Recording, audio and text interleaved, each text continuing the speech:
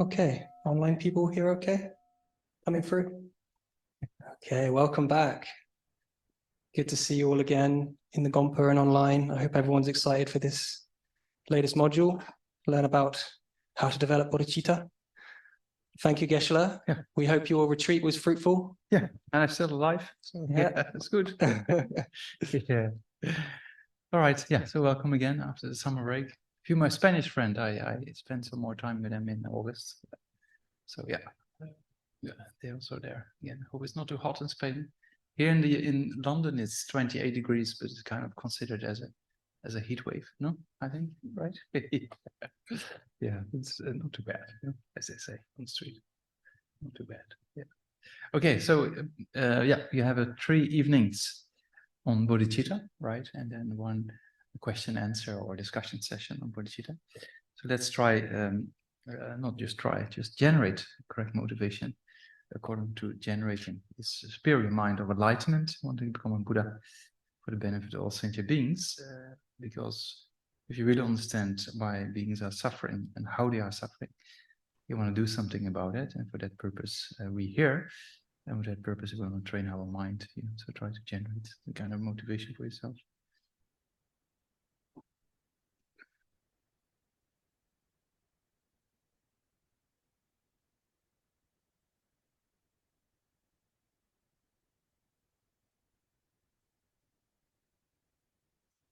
And in the front, imagine Sakyamuni Buddha surrounded by the masters of India, Tibet, and the other Buddhist traditions.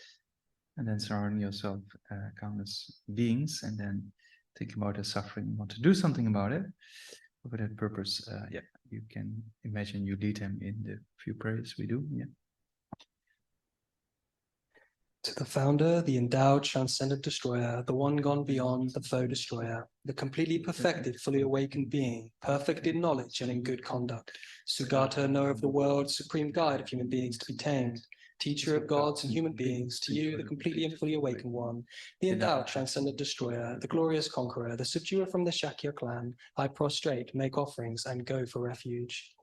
To the founder, the endowed, transcendent destroyer, the one gone beyond, the foe destroyer, the completely perfected, fully awakened being, perfect in knowledge and in good conduct, Sugata, knower of the world, supreme guide of human beings to be tamed, teacher of gods and human beings, to you, the completely and fully awakened one, the endowed, transcendent destroyer, the glorious conqueror, the subduer from the Shakya clan, I prostrate, make offerings, and go for refuge. To the founder, the endowed, transcendent destroyer, the one gone beyond, the foe destroyer, the completely perfected, fully awakened being, perfect in knowledge and in good conduct, Sugata, knower of the world, supreme guide of human beings to be tamed, teacher of gods and human beings, to you, the completely and fully awakened one, the endowed, transcendent destroyer, the glorious conqueror, the subduer from the Shakya clan, I prostrate, make offerings, and go for refuge.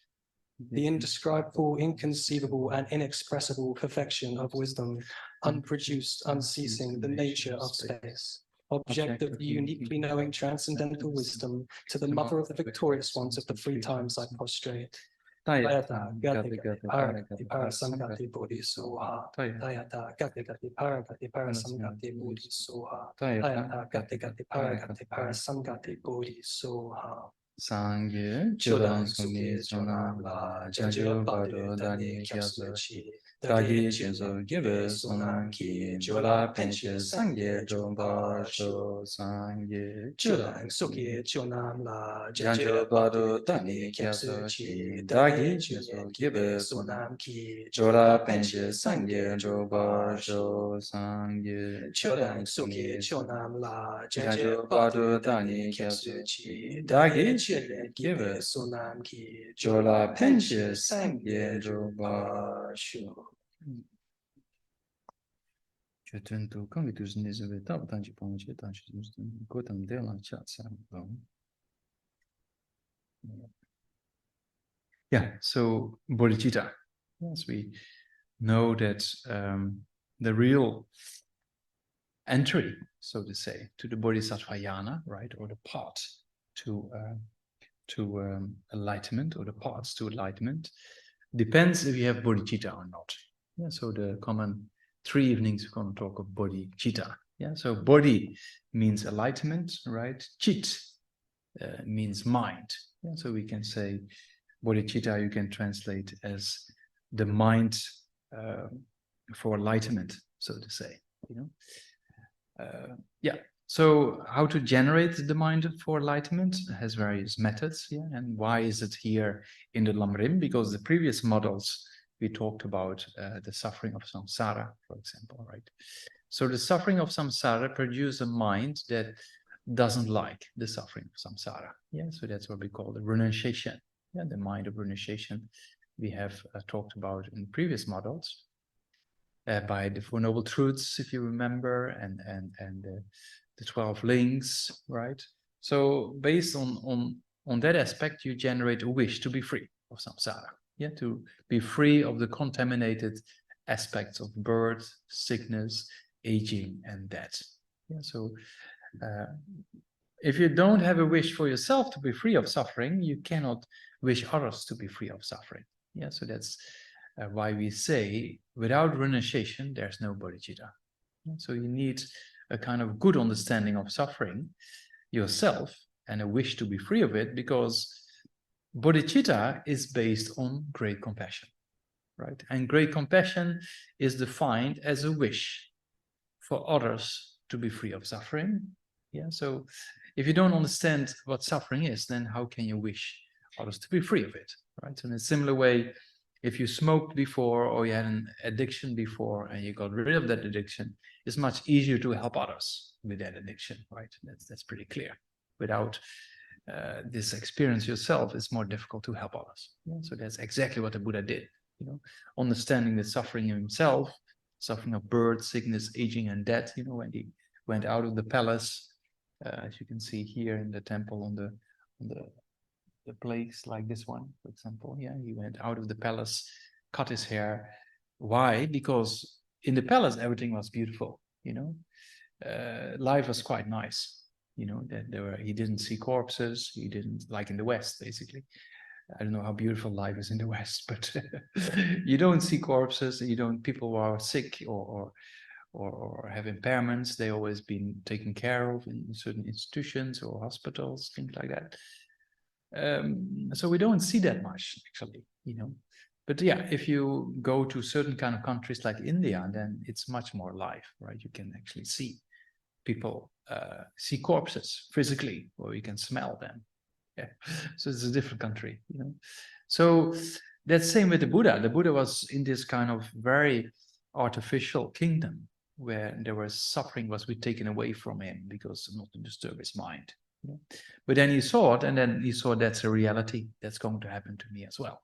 You know, it's true. We're going to die. We know that, right? So then he saw that, and then he thought, okay, this is going to happen to me. And then the sickness also is unwanted, and it's not just the sickness is unwanted, but seeing that it's beyond our control. Yeah, that's the thing that we have to recognize. Yeah? That death is beyond our control, sickness is beyond our control, depression or mental issues, it just happens to us often. Right? So that's kind of, to see that there's no control, that means everything is cause and effect related, right? So that the sufferings are caused by karma and afflictions, as we discussed in previous models, you know. So if you then see that it's caused by karma and afflictions, then you generate a wish to be free of these aspects of karma and afflictions, right? So the real form of renunciation or the wish for liberation is understanding the cause of suffering. Yeah, we know previously we talked about the suffering of suffering and suffering of change, and in particular the all-pervasive form of suffering. If you didn't forget these points during your summer holiday on the beach or something like that. Yeah. Yeah. So we talked about those three types of suffering before, right? And that the most important suffering to be understood is this all-pervasive form of suffering, meaning as long as you have afflictions and karma, there's no escape from suffering. So that's kind of a very important insight. Then you see, okay, I have to get rid of these karma and afflictions in order to get liberated. Yeah, that's the wish for liberation based on this renunciation, understanding the suffering and don't like it anymore. And that's exactly what the Buddha did. You know, he went in search for the method to end suffering. Right? So that's kind of what we talked about, the Four Noble Truths before. So then if you have this wish for liberation for yourself, then we call that, technically we call that prati moksha, or individual liberation. Yeah, prati means individual, moksha means liberation. Yeah, so that's kind of an individual liberation for yourself. There's nothing wrong with that. That's perfect. If you can achieve that state, then you're free of suffering, right? That's the kind of a perfect way to go. But then if you then think that you just one person and others are much more in number, and others' wishes for happiness and not wanting suffering is exactly the same as our wish. Yeah, when we, even our dreams, we wish happiness, don't like suffering, right? When we have a bad dream, we don't like it. We have a good dream, we want to keep it. Yeah. During our day, when we're sick, we want to get rid of the sickness, or depression, we want to get rid of the depression. It's not really that we say, oh, I'm sick, oh, I'm depressed, so nice, I want to keep this for some time. That doesn't really come to mind, right? So we got to separate it. So that means that this is an innate, spontaneous wish, wanting happiness and not wanting suffering. As soon as you get sick or you have an accident or something like that, you just think, how do you can get rid of this, right? That's pretty clear, you know. So that is an innate wish which is very strong. Yeah, without thinking about it, it just happens to us, right? Yeah, so that means that we all want happiness, don't want suffering, and that wish is very strong in our mind, but that wish is equally in strength in all others surrounding ourselves, right? So that's kind of, then we start to see, okay, if I only think about my own liberation, that's quite short-sighted, because so many beings around me have exactly the same wish, not wanting happiness. Sorry, not wanting suffering, wanting happiness. It happens sometimes. Yes. Yeah. Yeah. So then you see that if you just think about yourself, it's just one, accomplishing one purpose. But if you think about others who are much more in number, then you think how wonderful it would be if I can be a cause for the happiness and separation of suffering of others. Yeah. And may I cause that to happen, right? So that's kind of, yeah, a few aspects. We can talk about the four measurables later on. But yeah, the first wish is how wonderful it would be. And the second wish is may it be. And then the third wish is I will cause it to be. Yeah, so that means that if you see others suffering, then you think how wonderful it would be if others be free of suffering. And then you think may they be free of suffering. Yeah, and then the third is kind of the more bodhisattva ideal is may I cause them to be free of suffering? May I take the responsibility to do that? So that's what we call a compassion in action, or constructive form of compassion. Yeah? So that goes a step further than just understanding your own sufferings and want to get free of the sufferings and achieve nirvana or liberation yourself. Now you see others are in exactly the same nature. So you want to generate this mind of compassion for them, you know. So this compassion is what we call the substantial cause for bodhicitta. Yeah, so bodhicitta is a mind that wants others to be free of suffering, one aspect, and the other aspect is want to achieve enlightenment for that purpose. Because just merely having the wish to take responsibility to liberate others from their suffering, that wish by itself is good, but you have to check if you have the capacity to do that or not. Yeah, so then we come to this aspiration, I need to develop myself. In order to really help others, I need to develop. And the best way to develop yourself is becoming a Buddha yourself.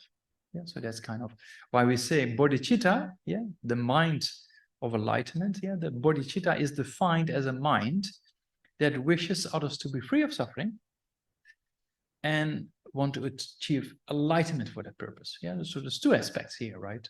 That means bodhicitta is a mind to free others from suffering, one aspect, and the other aspect is to achieve enlightenment for that purpose. Yeah, or to become a Buddha for that purpose. Yeah, so we talk about often bodhicitta has two aspirations: a causal aspiration, with its great compassion, and a resultant aspiration, which is want to become a Buddha in order to accomplish this wish, others to be free of suffering. Yeah, so becoming a Buddha is in the future, right? So that's why we call it a resultant aspiration. You yourself, you want to become a Buddha to accomplish the causal aspiration of want to liberate sentient beings from their suffering.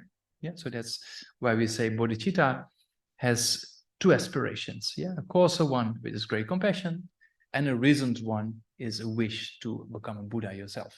Yeah, so that's why we talk about bodhicitta has two aspirations. So then also that helps us to understand how do we develop this mind of bodhicitta.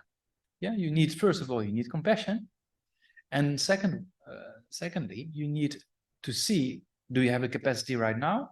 And then think, I need to become a Buddha in order to liberate sentient beings, right? So that's the resultant aspiration of want to become a Buddha in order to liberate sentient beings, you know? So then the first one, how do you generate this kind of mind of what we call great compassion, you know?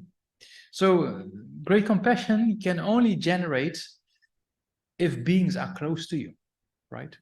So if you, beings who are close to you, it's much easier to take care of them, right? That's quite clear in our direct surroundings. You know, the stranger on the street, it's much more difficult to make a correlation and have a wish to help that person because we don't know the person, right? We have an indifferent feeling towards too. But the people who are close to us, it's much easier to generate the mind of compassion, right? So that's kind of why we have that. Geshe, you can sit there also, you can sit on the mattress. So got it. So that means that you need a close feeling to people, right? So that we're going to talk about next week. But the basis of this all is basically what we call equanimity. You know, equanimity is a very important aspect. If you don't have equanimity, you will say things like, may I, you in your morning session or evening session, may I become a Buddha for the benefit of all sentient beings? And then in your mind, back of your mind is this irritation of this individual, except this one. Yeah, so that's something that's to be avoided. Yeah, so for that purpose, we first have to meditate on equanimity. That's kind of the basis of, if you don't see all beings as equal, then your compassion will never be genuine. You will always make a distinction between this group of people or that group of people or this individual and that individual. Yeah, because compassion is a universal aspect that doesn't make a distinction between people, you know. Yeah, so that's kind of why we need initially equanimity as a basis. Yeah. So then equanimity is the basis, and then we try to get closer to beings. There's various techniques to do that. And then we're going to talk about that more or less next week. And then we generate this mind of enlightenment, right? Bodhicitta. So yeah, before we go into equanimity, it's also important to understand the benefits of bodhicitta. Yeah, that's very important. If you understand the benefits of something, you get inspired to go in a particular direction. Yeah, so we already talked about in the previous Lamrim, particularly the middling scope of the Four Noble Truths and the suffering. We see that we want to get liberated ourselves, but now we try to go a step further and try to liberate others. And for that purpose, become a Buddha yourself. You know? Yeah. So then it's important to understand the benefits of this mind of bodhicitta. Yeah. So the mind of enlightenment. Yeah. So I was thinking to go over a few. I mean, maybe we can just go over all 10 benefits. If you're really interested, you can read Shantideva's text, Bodhisattva Charavatara, for example. All the benefits, they come from chapter 1, basically, of Bodhisattva Charavatara. It's not that indicated, there's commentaries where it indicates this verse is related with this benefit or that verse related with that benefit, you know. Yeah, but if the more you're convinced about the benefits, the more you like to engage in that particular transformation of the mind, right? Yeah. So the first benefit of bodhicitta is that it's the entry or the door, as we say, to the bodhisattvayana. Yeah, so that means the bodhisattvayana or the bodhisattva vehicle is the path that leads to Buddhahood. Yeah, without bodhicitta, without a wish to become a Buddha, you will never become a Buddha, right? That's clear. So that means bodhicitta is the entry or the gate, so to say, to the bodhisattvayana, right? So that's kind of yeah, the first benefits. And that's related with, if you have bodhicitta in your mind, meaning if you, after this DB course, then you do some other courses and you do some retreats, and then you do that for a few lifetimes, and then bodhicitta becomes stronger, right? Yeah, so that's kind of, bodhicitta needs a lot of habituation, you know, so that means, yeah, so a few lifetimes down the line, and then every lifetime, let's say you dedicate a few decades to meditation on bodhicitta, and then once it becomes spontaneous, right? Yeah, so in our minds, the afflictions are spontaneous, right? So I said many times before, it's so easy to trigger affliction like anger or desire without too much reasoning. It's there, very easy. But if you sit down on your cushion and try to practice patience or loving kindness, compassion, you really have to put effort. So that's a sign that the habituation to the afflictions is stronger than the habituation to these constructive ways of thinking, the mind, right? But it is possible by the power of habituation to transform that whole process, right? That's the thing, you know. So that being the case, if you contemplate bodhicitta for a few lifetimes, then eventually it becomes spontaneous, right? That's what it is. So when bodhicitta is spontaneous, meaning day and night, without having to put effort into, you always think about how can I liberate sentient beings day and night, in your dreams, during the waking state, you know, constantly. So that's kind of what we call the realization of bodhicitta. Yeah, when bodhicitta is a part of yourself, when everything you do is motivated with bodhicitta, you know, then you enter what we call the bodhisattvayana. Yeah, you enter this path to become a Buddha. And that's the thing, you know, then whatever you do, because that mind is spontaneous, whatever you do becomes a cause for enlightenment, right? So that's quite something, you know. Yeah, so that's what the first benefit is then. Yeah, it's the entering door to the bodhisattvayana. If you enter the bodhisattvayana, then you realize emptiness, and then you go over certain paths, and then you eventually become a Buddha, right? So that's kind of a very sophisticated path to enlightenment. So it's the entry door to that. Yeah, bodhicitta. That's the first benefit. But it means, you know, if you have bodhicitta and everything you do is a cause for enlightenment, that's quite something, right? That's quite an incredible benefit, you know? Yeah. So that's the first benefit of yeah, bodhicitta. The second benefit is that you become a child of the victorious ones. That means you become a child of the Buddhas. Yeah, I don't know in modern times, but sometimes the children want to follow their parents' example in education or work or something like that. You know, it's not always the case. In most cases, it's probably not the case. Yeah.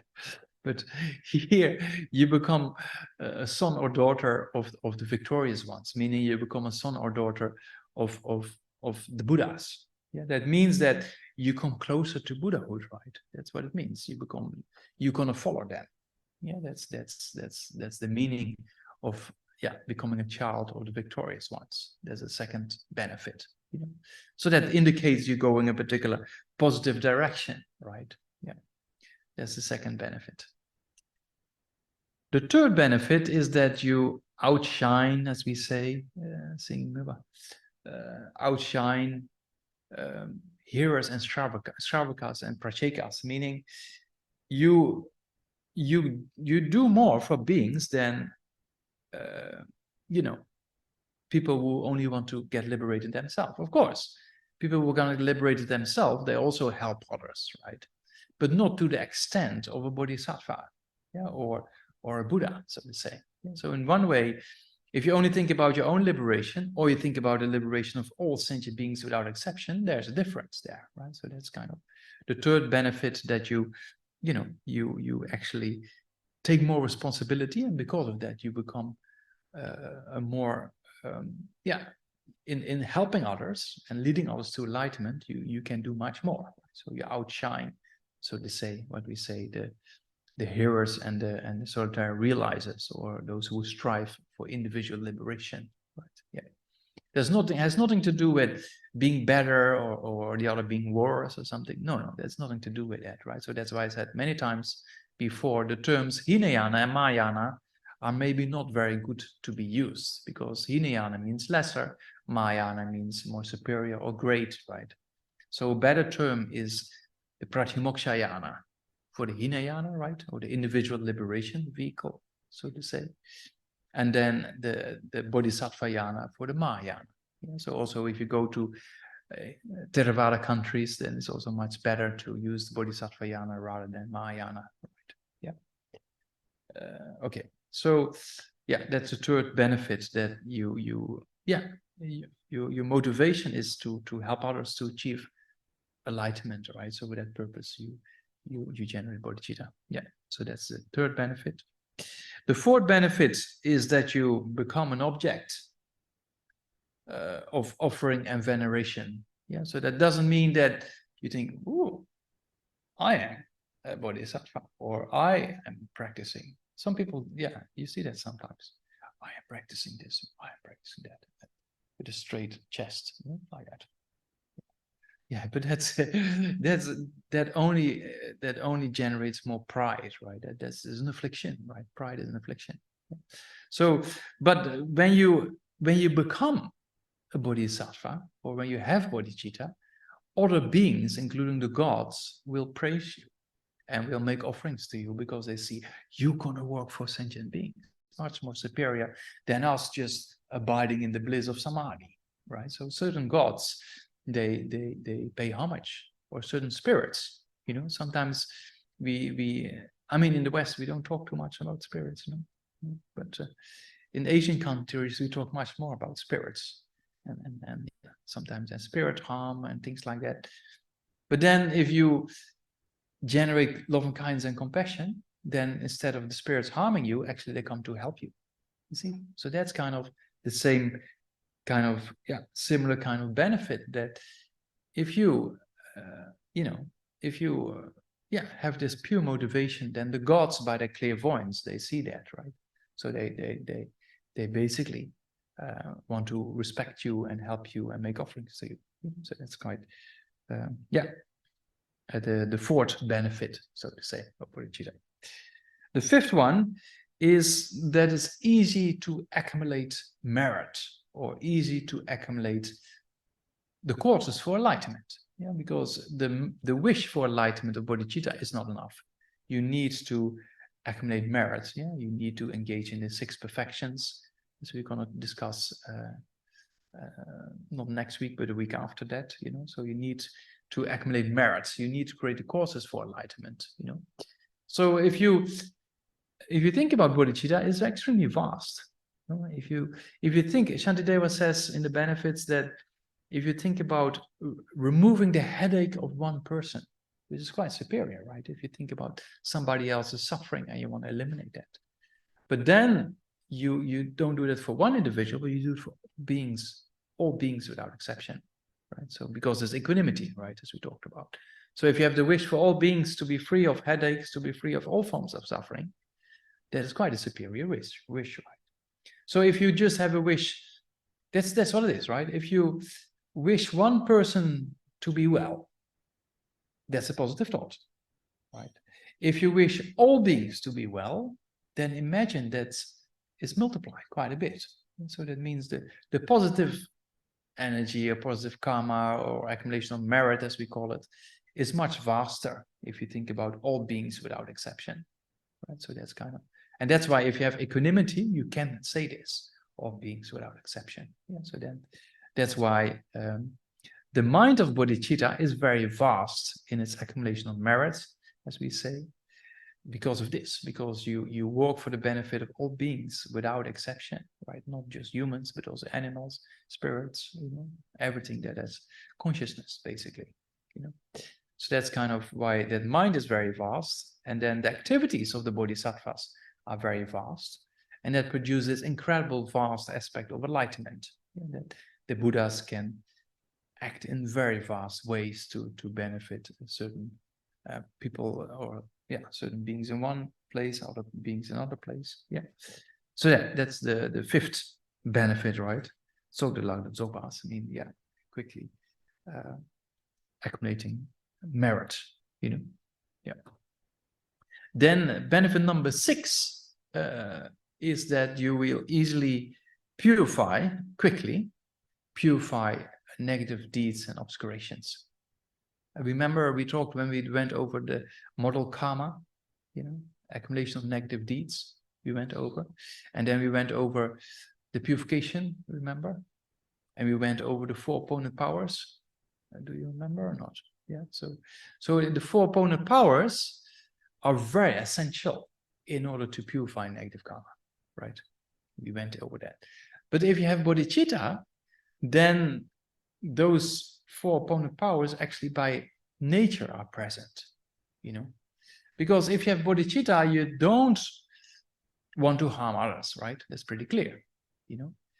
And if you have bodhicitta, you know, you have regret about almost automatically about having harmed others in the past, right? If you really have a strong wish to eliminate the suffering of others, then automatically you think, oh, I did this wrong.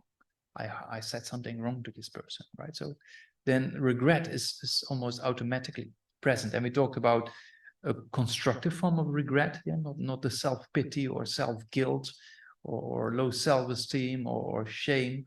That are all afflictions, right? Those things have to go out of the door. Yeah, but the regret we're talking about is a very constructive form of regret. Okay, I did this wrong, I shouldn't do this. Finish. Yeah. And purify, finish, go on with life, don't think about it too much. You know? So that means that if you have bodhicitta, then this regret will be very, very, very much present. You know, that if you harmed somebody and you have a wish to help all sentient beings without exception, then automatically you want to, you know, you regret if you did something wrong in the past, right? Yeah, so regret is almost automatically there. Then the power of reliance, as we know, is twofold, right? Going for refuge and kasa, and generating bodhicitta. And it is the mind of bodhicitta, right? So the bodhicitta by itself, if you have harmed others in the past, now you want to help others, right? So that's why bodhicitta by itself is kind of a power of reliance that is very strong, because the negativities you have created in relation to others, now you purify by wishing to help others, yeah, to eliminate the suffering of others, you know. Yeah, so that's kind of the power of reliance in the 4 opponent powers, right? Regret, reliance, as we know. Yeah, so if there's bodhicitta, then automatically, if you have a wish to help others, that purifies previously having harmed others, right? Yeah, so that's kind of why Milarepa, for example, he killed more than 30 people. Can you imagine? But then he generated bodhicitta and he purified all the negative deeds and achieved a state of enlightenment in that life. So that means bodhicitta is a very powerful aspect of purification. Yeah. So the power of reliance. The power of the antidote, generally speaking, if we want to purify negative karma, every positive thing we do is an antidote. Yeah, that's clear, right?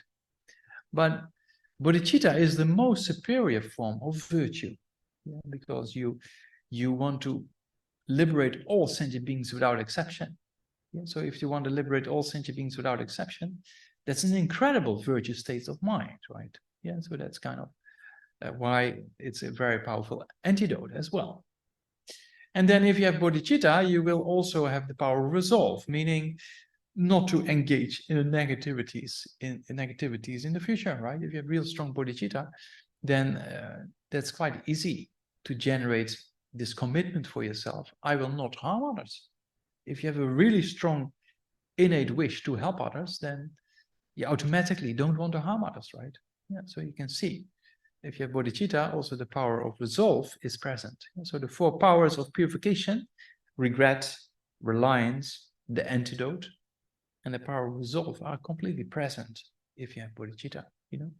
Yeah, so that's kind of why bodhicitta is such an incredible purification practice. There are also the kind of Tonglen practices or taking and giving, you know, when you take the suffering of others and you give away your own happiness. Yeah, so for people who are quite new, it's going, ooh, what's happening? But if you get used to it later on, you know, you don't jump into that, but over time you get more used to it, how to do it. Then it's very interesting stories about people purifying with Tonglen, you know. Yeah, well, of course, everything depends on karma. Nothing is fixed. Yeah, so one person can purify sometimes a sickness. Well, the same sickness cannot be purified by somebody else, right? It depends on many causes and conditions, right? But there are very interesting stories. One particular individual was a student of Arahata Kyongla Rinpoche many years ago. He had HIV in the days there was no real medication, right? And then he did Tonglen for a few weeks, and then he went back to the hospital and they couldn't find the virus anymore. So the doctors thought we have made a mistake in the past. There was no other explanation possible, right? Because if we really think that every form of every sickness we experience is caused by negative karma, right? Yeah. And if you purify that negative karma, you can also purify the sickness, because if there's no cause, there's no result. And so if you're in the process of a sickness and you purify things, then it can happen that you get better sooner, but it can also happen you get sicker. It's also possible, because if you purify and you think you're purifying, then some other negative karma can ripen at the same time, you know. So that means you can get sicker, or you get an accident, or something like that. Yeah. So if you see it as a purification practice, you think, oh, great. Yeah. Then it becomes a purification practice. If you think, oh, me again, oh, why, and this, then it doesn't really help you, right? Yeah. So we have a very strong tradition in the mind trainings, which is one of the next models that teaches us how to use these difficulties in life into the path. You know, how to use difficulties we're facing as a purification practice. If you're capable of training your mind with this bodhicitta in those difficulties, it doesn't matter what you're facing. Your mind will always be at peace, and you will use every occasion for enlightenment. And that we see with these kind of, you can see that with these, you know, these masters in occupied Tibet are being put in prison, being tortured. Very, very difficult conditions, you know, on the edge of starvation, right? Yeah, a few of my own teachers, they told many stories about the difficulties in prisons in occupied Tibet. Very harsh conditions, you know, being tortured as well as being extremely weak at the same time because of lack of food, you know. But still, you know, they use it as an opportunity to purify, as an opportunity to practice, because they cannot stop the Chinese from abusing them, you know, in occupied Tibet, right? So if they cannot change the situation, then they're just stuck with dealing with it mentally. Yeah, and then they use these kind of techniques, and that's very impressive, you know, that they don't have this post-traumatic stress disorder, and their mind is completely at ease, and they come out of prison and there's no trauma, they just continue as before. That's very impressive. I've seen quite a few of my own teachers and my own classmates who went back to Tibet and got imprisoned and tortured and came back to the studies. It's very impressive. So this mind is mind-boggling strong, you know. Yeah. So there was one of the Kasa, of the elder monks from Namgyal monastery, the monastery of His Holiness Dalai Lama, Dharamshala, now in Dharamshala. But there was one elder monk who was imprisoned in Tibet, one of the chanting masters for a long time.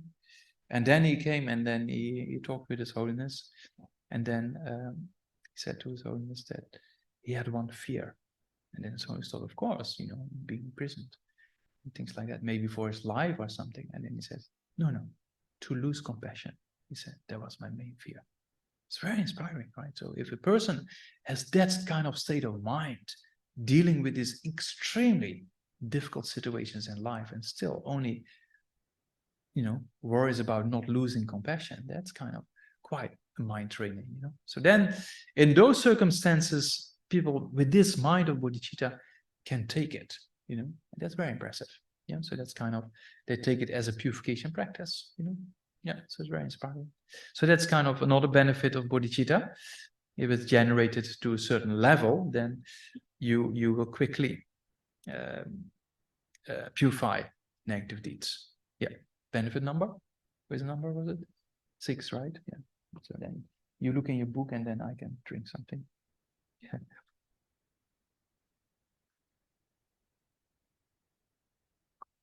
Then benefit number 7 is that you accomplish all your wishes. It's quite nice. Yeah. But don't think and complain to me that after the B course and you tell Namdak, I'm meditate on this, but I don't accomplish my wishes. So, you know, the more you generate it, right? We talk about here if you accomplished practice in this way, then of course, because you accumulate more merit, you accumulate more good deeds, so then you improve, right? So then because you improve, your wishes will slowly be established, right? That's kind of what happens, you know. Yeah. Benefit number 7, that you will establish your wishes, you know. Benefit number 8 is you will not be harmed by others, or you will not have obstacles, or less, I should say, you know. Yeah. So you will not be controlled by obstacles and harmful beings, you know. And that's true, because if you, with spirits, very similar. If you have bodhicitta, instead of harming you, spirits will help you, right?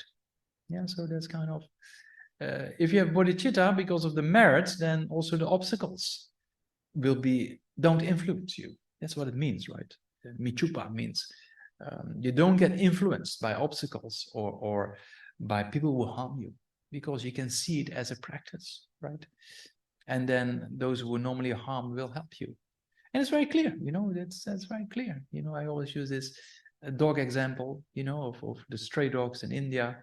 And you can see that, you know, how you are reacting to a particular situation has an effect on the whole kind of situation, right? So this famous example, I think, told you maybe here before also, that you have a group of stray dogs in India. You have these dogs without owners, right? They live on the street. And there's groups, you know, in every part of the city or village, you know. And then one dog comes new, you know, to this new kind of territory. And all the dogs of the group, they start to bark and fight this new dog. And sometimes they really fight and bite each other. But as well, one occasion, there was a new dog came into this territory, and all the dogs start barking. And this new dog wakes still and jumps around. And all the other dogs, what's this? And they stop barking and sniff him, and they start to play together. You know, so it's very interesting. So with humans, it's very similar. You know, if you anger against anger, doesn't work. You know, but if you practice patience to a person who is really annoyed with you, the person feels there's no resistance there. You know, and then sometimes the anger goes down. You know, it's very true. In meetings, you see that sometimes, but people are very uptight, and there's one person who is kind of easygoing and let it settle a little bit, and then yes, okay. Or you say, oh yes, true, you're right, you know the person's not right, but you say you're right, then they cool down, and then you can talk, right? Yeah. And then slowly you tell them they're wrong. You see, that's kind of, that's skillful means, isn't it? That's very true, you know. That works, you know. Yeah, I mean, maybe not straight away, maybe you wait a few days, right? Yeah. So that means that if you have this bodhicitta, then yeah, what we say, others, they cannot really harm you so much, you know, because you work for the benefit of others, and you're skillful in dealing with problems and obstacles. So the obstacles or the harm doesn't influence you. That's the meaning of it. Same way these people in prison. We just mentioned the story in occupied Tibet. And then you just go from lifetime after lifetime, and then you meet obstacles and you're able to deal with it, right? And then you move to enlightenment like that, you know, because your mind doesn't get disturbed, you see? So that's kind of a very precious, that's why bodhicitta is so fast, you know?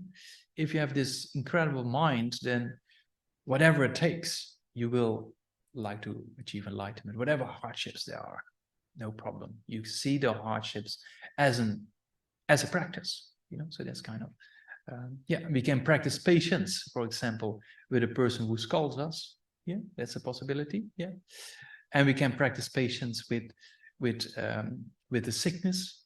Yeah, When a person scolds us, we try to react, but if you just keep calm and try to deal with it in a more constructive form, there's more benefit, right? And then in a similar way, when you're sick, you can think, oh, I'm sick, oh, why me always? I'm the center of the universe, and I'm the only one who has this problem. Then there's not much benefit, you know? But if you think, okay, I'm sick, oh, wow, great. This is a purification practice. I'm really happy with this, you know? Then it's much easier to deal with the sickness, right? That's pretty clear, you know? And then you can even enjoy being sick or having a broken this or that or things like that, you know. That's kind of, because we are getting sick, you know, there's no escape, right? We are getting sick, we're going to die. That's a reality. Yeah, we cannot escape. So then when you're sick, you can do two things. You can just have self-pity and make it worse mentally, or you can think, okay, an obstacle or okay, a purification process, you know, then it's much easier to deal with the sickness, you know. Of just the acceptance of it, of part of life by itself makes a big difference, right? Yeah. So that's kind of why, yeah, these mind trainings can be great benefit. Yeah, that's one model. We're going to talk about more of these points. Yeah, so benefit number 8 is that you don't get influenced by harm or obstacles. Yeah, number 8. Number 9, you will quickly complete the grounds and paths. So what does that mean? You know, that means that you will quickly progress on the stages of the path to enlightenment. Yeah, so there's grounds and paths, as we call it, different levels. Yeah, from the present day to enlightenment, we have to, just the wish itself is not enough. Yeah, we initially have a wish. Yeah, and then we have to eliminate negative karma, and we have to eliminate afflictions. Yeah, we have to purify the mind. Yeah, we talked about a few times before. The parts of the stages to enlightenment is this very sophisticated washing machine that over 3 countless eons washes all the dirts of the mind. Right? That's what it is. So with bodhicitta motivation, you then realize ultimate reality or emptiness. We still have to do that. That's also coming up, one of the models, right? So we saw that already with the model on samsara and nirvana. Remember, there's a need for realizing emptiness, yeah, to counteract or have the antidote to its ignorance. Yeah, you need a wisdom realizing ultimate reality to eliminate ignorance, right? So also when you become a Buddha, you need that. You know, so you need to realize emptiness with the motivation of bodhicitta. Yeah. So then you sit, you meditate on emptiness, then you get another level. It's kind of peeling an onion, right? One level gone. Yeah. But then not just an onion, you have to think that inside the onion is a jewel. Okay. So the jewel is then enlightenment. Yeah. So then you have the motivation of bodhicitta, and then you go into realization or absorption or meditation on emptiness, and you peel one level of the onion, right? Or you get rid of one level of disturbance of the mind or negativities of the mind or afflictions of the mind. And then you get out of the meditation, and then you teach or you help sentient beings in various ways. And then again, you meditate on emptiness and you peel the next onion, the next peel layer. Yeah.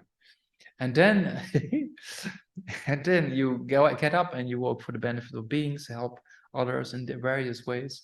You go again, meditation on emptiness, and then the next layer. Yeah. So you can imagine then after a few lifetimes, then all those peels are gone, right? All the layers are gone, and then only the jewel is left. So all the dirt of the mind is gone, but the precious jewel of the mind is left. So then eventually you achieve enlightenment. Yeah. So that means benefit number 9. Yeah. Benefit number 10 is amazing. Droa di yigi maluba jungwe xing. Yeah, in Tibetan we say. So that means you become a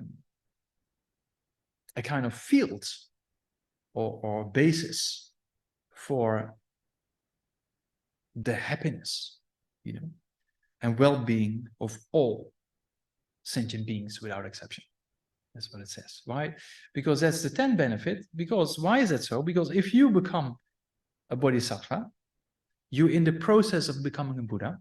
You only wish to become a Buddha is to liberate sentient beings from their suffering, right? So you actually accomplishing the wishes of all sentient beings, right? So that's kind of without exception, because bodhicitta should be based on equanimity, as we talked about before, right? So that's kind of, if you then on your way to become a bodhisattva, then it's in one way, it's a very precious mind, you know, that is a mind that wants to liberate all sentient beings without exception.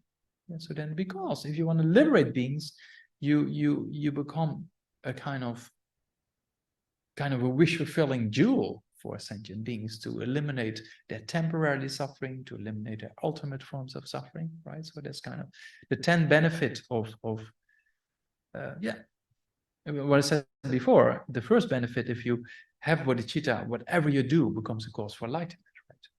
So if whatever you do becomes a cause for enlightenment, that means whatever you do becomes a cause for the happiness of others, because whatever you do becomes a cause for the liberation of all sentient beings, you know? So that's kind of a very precious kind of benefit, right?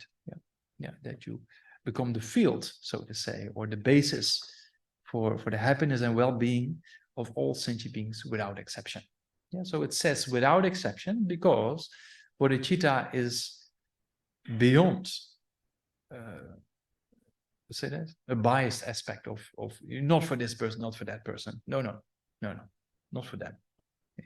It's beyond that, because the Buddha also, as we saw in Refuge, remember that the Buddha doesn't make a distinction between those who harm the Buddha, or those who benefit the Buddha, or those who are the enemies of the Buddha, those who are the friends of the Buddha. The Buddha sees all beings as equal, because all beings want happiness, don't want suffering. Exactly the same. You know? Yeah. So that brings us to the first point of the mind training that is needed, and that's what we just talked about: equanimity. And without equanimity, you cannot be of benefit to all sentient beings without exception. Yeah. So that's the first point of the mind training is based on equanimity. Yeah. So there's different techniques of generating bodhicitta, as we're going to talk about next week. Yeah. One technique is, as we call it, the instructions of cause and effect, or the instructions of the 7 causes and effect. We'll go over that next week. And there's also an instruction where we call exchanging self for others. Yeah, so that's kind of 2 techniques to generate bodhicitta, and this is a combination of those 2. Yeah, so we do that next week. So because both of those techniques needs a basis of equanimity. Yeah, without equanimity, as we know, we're gonna make exceptions, and we don't want to make exceptions. Yeah, so equanimity is a very important aspect of the training, and it also on a secular level brings great benefit, you know. And it's very logical, you know, that equanimity helps us to understand that all beings are equal.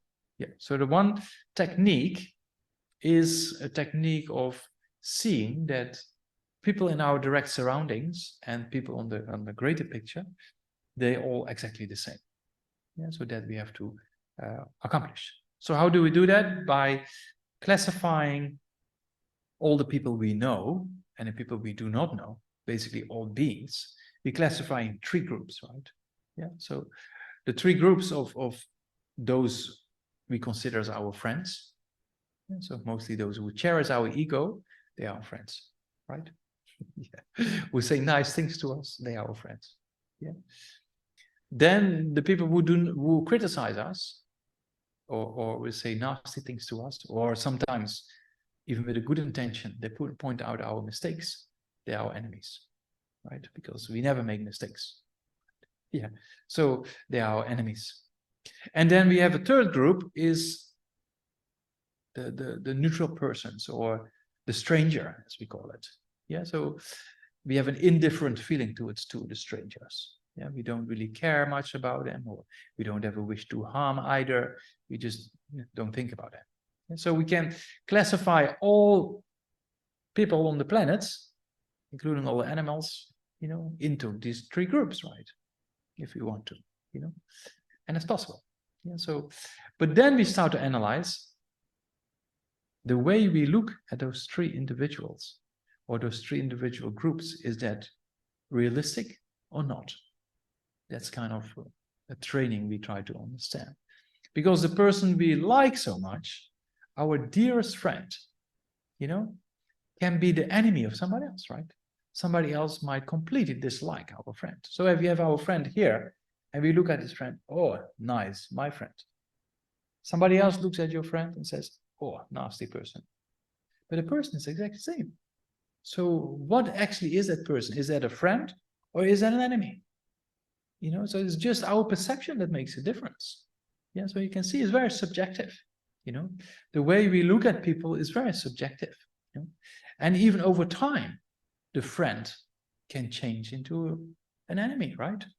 If you have an argument, then the friend can change into an enemy, you know? Yeah, so there's this famous Lamzo Rinpoche told about this very interesting aspect of relationships. Yeah, so yeah, you have more experience than I do. I just had only until I was 21, and then I lost all interest in this kind of aspects of yeah, what is this, life? But yeah, you have this kind of, first you have this person you very attached to, and oh, I can't wait to be with this person. If I be with this person, I will be so happy. I will be so happy. I can't wait. I can't wait. I can't wait. Then you're with that person, and then because of attachment before desire, you didn't see the faults of that person. You only see the qualities. You think, oh wow, if I'm with this person, I'll be so happy, you know. And then you're with this person, and then you have some arguments because that's normal in life. And then you don't like the person. Oh, I don't like. I hate this person. I can't wait to be separated from this person.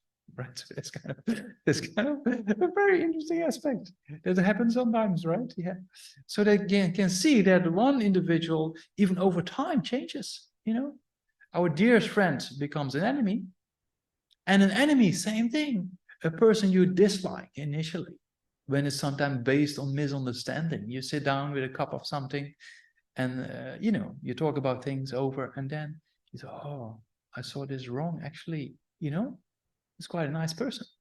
Yeah, and also the person we dislike, you know, because the person, you know, talks about our faults or criticizes us, can be the friend of somebody else, right? Yeah, so that means that what we consider as an enemy or dislike can be liked by somebody else, right? So it's very subjective. The person doesn't exist from its own side as friend or enemy. That's what we have to come to the conclusion, you know. And then the same is true with the stranger. You know, if you meet a stranger on public transport or something like that, sometimes it's like happens in India. It's very happens a lot in the trains. You know, you kind of have to spend 2 nights, 2 days with this person.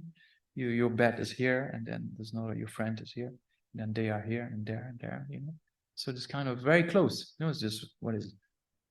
Not even a meter between the 2 beds, right? Yeah. So you have to spend 2 nights, 2 days with this person. So the first time you see the person when you enter the train, you know, a stranger, right? How would this be? And then you think, maybe the way they look, you know? So you're a bit uncomfortable. And you start a conversation, and within a few minutes, you're friends and you share meals. You know, that's kind of very true, right? With strangers. Yeah, that's very true. Or I was in the train from the Netherlands coming back to London one day, and there was this young student. He was with a group of other young students. They're quite well behaved sometimes. I'm in trains with people doing this, what is it called? Stag do, and they sometimes not that well behaved. Yeah, but this time they were just on holiday. Yeah, so he was sitting next to me and looked like, oh, monk. You know? Of course, it's strange. Some people, I can imagine that. And then his the flask, you know, this flask, like something like that, yeah, fell. Luckily, the top was on top. I said, "Oh, I picked up. Oh, sorry, okay, no problem." And then we start talking, and then I could see his face became completely relaxed. Oh, this monk is normal. Yeah, a monk, but normal, you know. So then we start talking, and then we thought about many things about life. And I said, yeah, actually, Buddhism is quite, you know, he was quite interested, you know. So you can see sometimes as a stranger, and you don't and engage in a conversation or something, and then it remains a kind of a distance aspect, right? But then if you have a conversation, it can change, you know. So the stranger by itself can change into a friend, right? Very easily. Or the person we see as a stranger can be the dearest friend of somebody else, right? The person we see as a stranger in the street or supermarket or whatsoever can be the dearest friend, somebody else. See, so that means this kind of meditation on equanimity is meant to see that the differences we see in people is our perception, it's not with the people, you know, because our dearest friend can be an enemy of somebody else, or somebody else dislike it, and over time the friend can change, right? Same with the enemy. It's kind of what person we dislike can be the dearest friend of somebody else. It's just our perception, you know, that makes a difference. And if a person is you know, saying some nasty things to us, this is also very interesting, you know. It's deep down below that person wants happiness and doesn't want suffering. We have that mode. All of us has this wish, even our worst enemy who actually is creating problems for us, you know. But then if you really think that the person is not the issue, is the affliction, anger in the mind of the person, that's the issue, you see. So a person is never really to be blamed. It's actually the enemy. The real enemy is not a person. The real enemy is the anger in the mind of that person. That's the real enemy, right? So that's kind of, if you think about those aspects, then equanimity makes a lot of sense, because all those three groups, they are exactly the same, wanting happiness, not wanting suffering, exactly as us. But temporarily, they sometimes in an emotional hijack, that happens to us also sometimes, right? We just stuck in a kind of affliction, destructive emotion, and then we act, and then we later regret. Yeah, so that's same true for the people around us, you know. So if you think in those lines, that those three individual groups, the only difference there is our perception at a particular time. Yeah, so you can see that our perception is so subjective. You know, a person we dislike can be liked by somebody else. Yeah, so you can see the person there doesn't exist from its own side as a friend, or doesn't exist from its own side as an enemy, or doesn't exist from its own side as a stranger, because somebody else sees that person completely different than we do, right? So then we always think, yeah, but the way I see it, that's the reality. But that's not a reality, you know. So that we're gonna talk about more about these points in the model on emptiness, because what we perceive is just our idea of reality. That has nothing to do out there with the object. The way we perceive things are not with the object, it's our mental fabrication of things, right? Yeah, so that's very clear that whatever is being perceived is not a reality. You know, the way we think things are true is just, there's just one mind that thinks like that, your mind, but somebody else thinks completely different, right? So that means what is reality, what's been seen as a reality is very subjective, you know, it's very individual based. So if you think about this kind of equanimity of those three individuals, then you see there is not really from its own side existing enemy, friend, or stranger out there. You know, it's all related with perceptions. Yeah, so that's very true.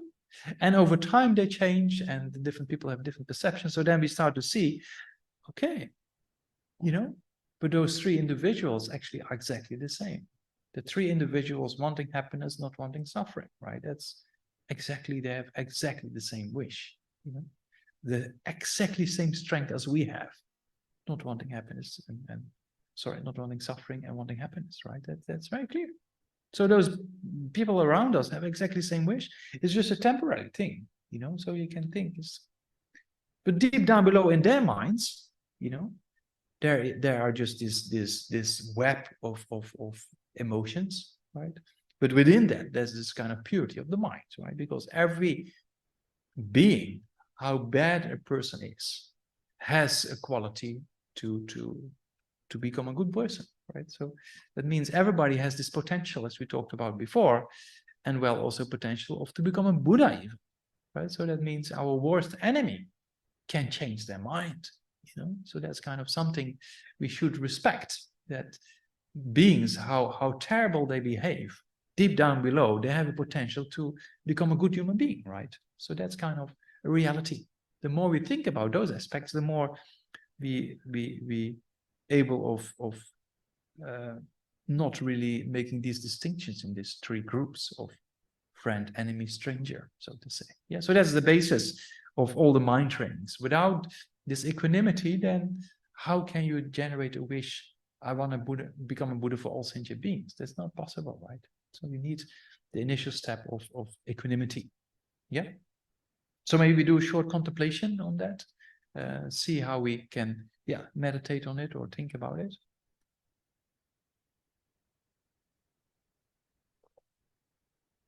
Yeah, it's a bit warm.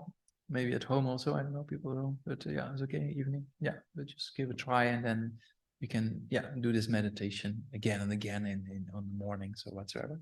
Yeah, it's a very helpful meditation to see that beings are equal, so then you have much more respect for all sentient beings, right? And then eventually it becomes this incredible basis for generating, these two methods of generating bodhicitta, as we're going to talk about next time. So let's, what we do in the meditation is we do what we do normally, the counting of the breath, right, as a concentration meditation.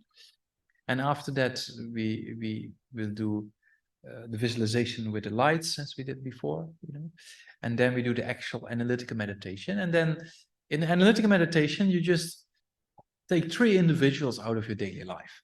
So then you put them in front of yourself, and then you analyze, as we just discussed, what makes actually the difference, and why do we perceive a difference?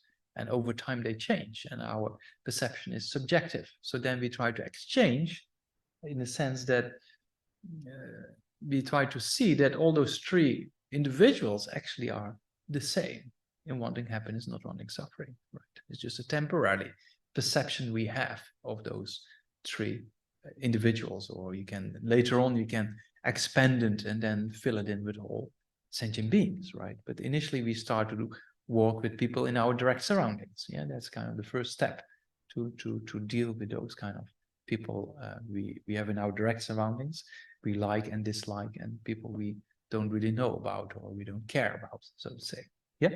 So let's try give it a try.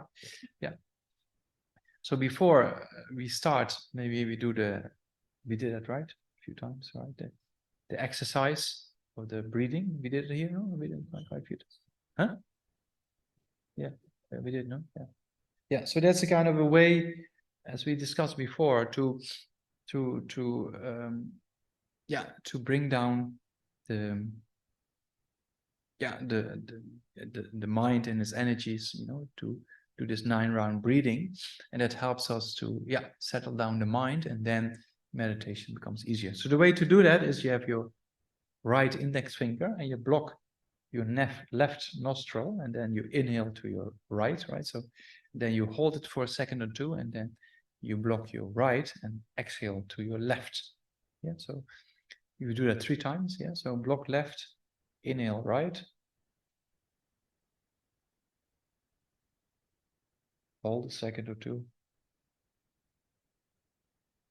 and then block right, out left.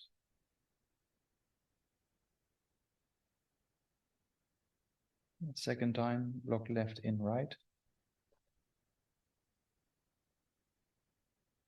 Hold a second or two, block right, out left. Third time, in right. Hold second or two, block right, out left.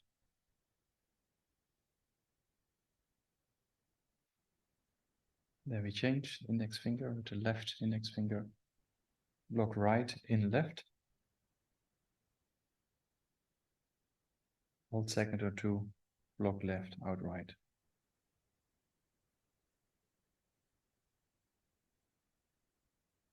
Second time, block right, in left. Hold second or two, block left, out right.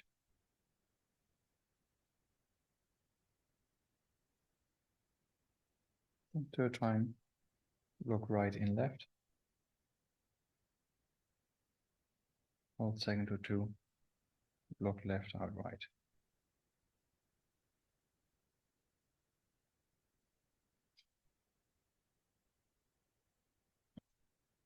Then the two nostrils, yeah, together. So you just inhale,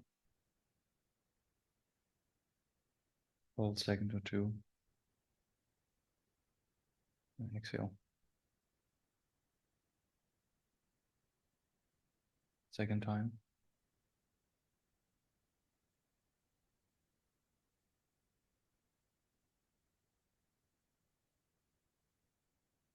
Then the third time.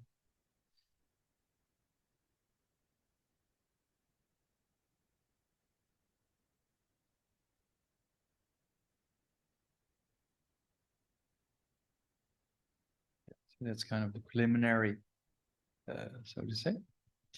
Then the next step is the concentration meditation. So we count the breath from 1 to 10 and then start over counting, right?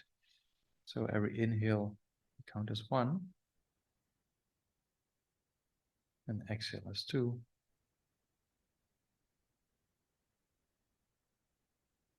Inhale as 3. And we count from 1 to 10 and then start over counting, right? So try to keep focus on that and try to have those mental factors as we discussed before. As soon as your mind gets distracted, be alert. And with mindfulness, bring your mind back to the counting of the breath. Yeah? So let's do that for about a minute or two.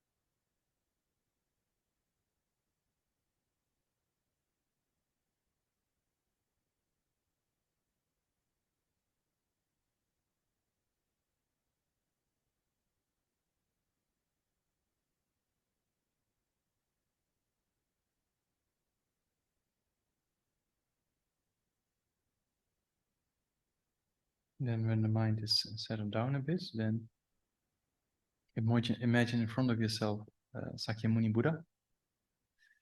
And the Buddha is surrounded by or light, you can imagine. Yeah, so all Buddha is made out of light. Yeah, so throne is supported by snow lions. On top of that is a lotus and sun and moon disk. On top of that is Sakyamuni Buddha seated in full lotus position. Right hand on his right knee touching the moon disk. Left holds a begging bowl filled with nectar. Yeah.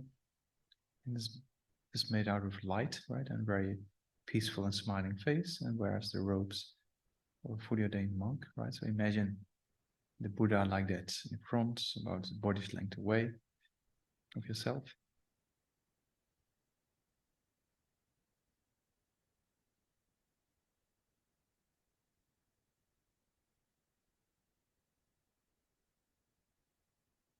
And then surrounding yourself, you can think countless sentient beings, right? Those who have been your fathers, for example, on your right, and those who have been your mothers, and on your left, then all your friends behind you, and all your enemies in front of yourself. And then you think those beings, they're just wandering around in samsara, you know, by afflictions, they're just wandering around, constantly experiencing different types of suffering, mentally, physically. And I'm going to do something about this. You know? So, then you request the Buddha in front to bestow blessings and inspirations to really do something about this. And you say to the Buddha, mentally, you think, I need this mind of equanimity. Without equanimity, I cannot really help these beings. So please bestow blessings to generate equanimity. So make this kind of mental request for yourself to the Buddha in front.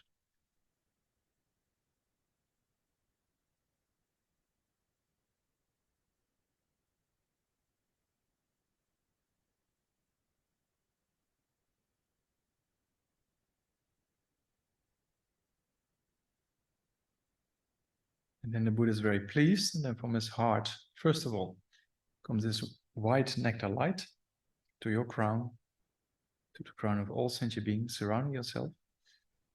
And this purifies all negative karma, negative thoughts, as well as pacifies all obstacles, and in particular, the obstacle that prevents you from realizing equanimity. Yeah, that gets specified.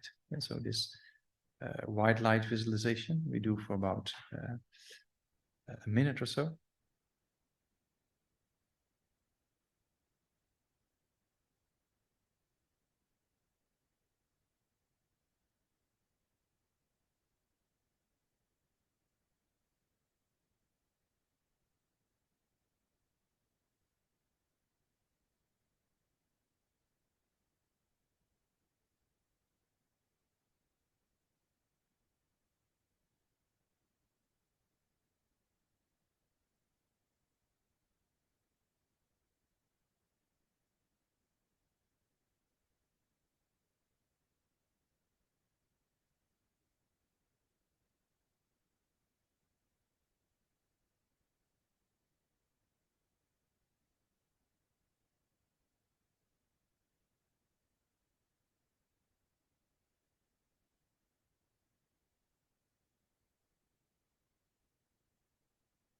And then thinking completely filled with this white nectar light, right? Completely purified, pacified all obstacles.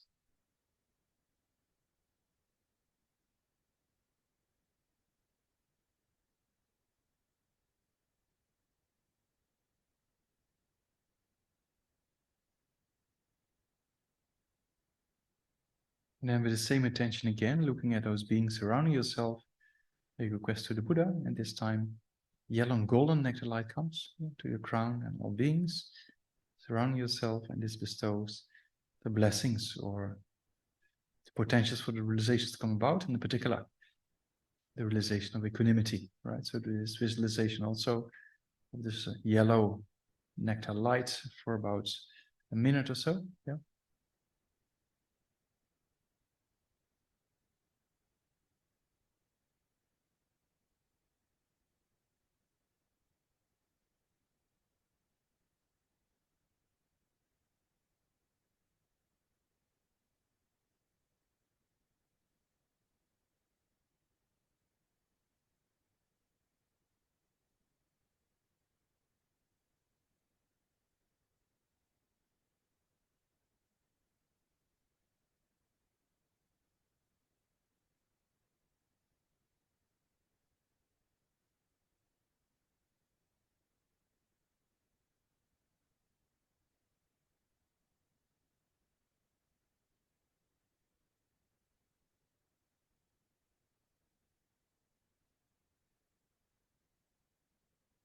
And I think you're completely filled with this yellow nectar light, right? Your mind is completely suitable to understand equanimity.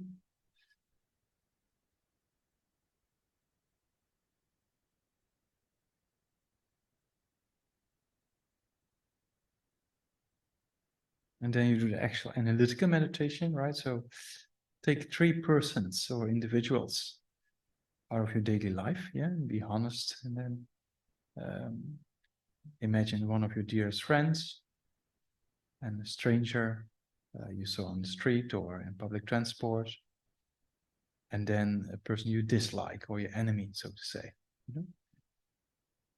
And then first of all, look at your friend and see that what you consider as a nice person, somebody else might dislike your friend, right? So it's just our perception that classify this person as a friend, and somebody else classify this person as not a nice person or as a stranger even. So see that what we consider as a friend is a very subjective aspect. And also over time, you can engage in an argument, and then the dearest friend can become a person you dislike, right? So see that over time things change, and our perception is very, very subjective. And so analyze that first of all, if this is the case, with your reasons, but regards to your dearest friends, so to say. Yeah, so do that for about 2 minutes.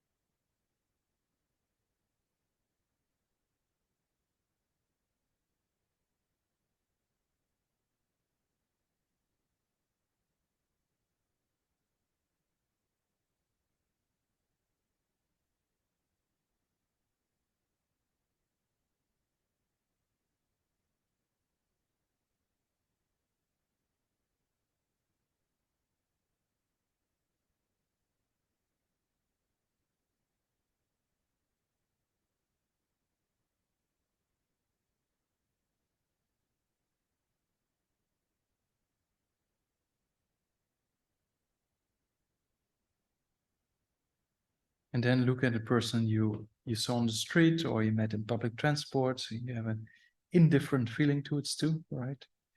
But that can be somebody else's dearest friend, you know. In a similar way, it can be somebody else, an object of dislike, you know. So that means that, and over time, if you start a conversation with a person, for example, you might become the best friends, you know. So see that what we consider as a stranger is just a very temporary and a very subjective aspect of reality, right? So analyze also this for about a minute or two.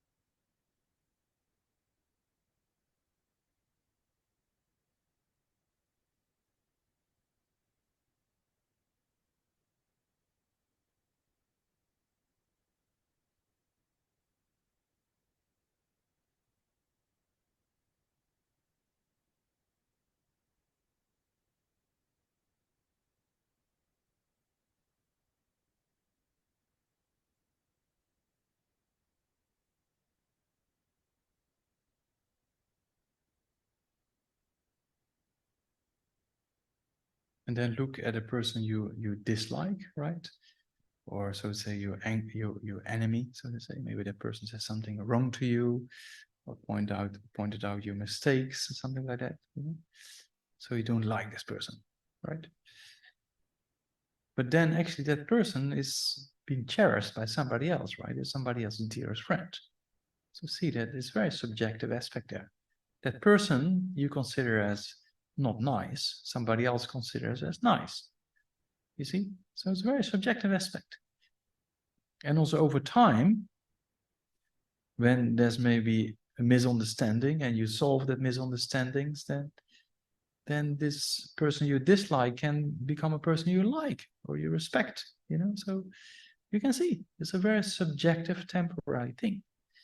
And when a person says something that is not nice to you, then that person might also be overpowered by an affliction or destructive emotion like anger, right? So the person sometimes isn't to be blamed, but actually the affliction in the mind of that person, that's the problem. So try to analyze these aspects also for about a minute or two.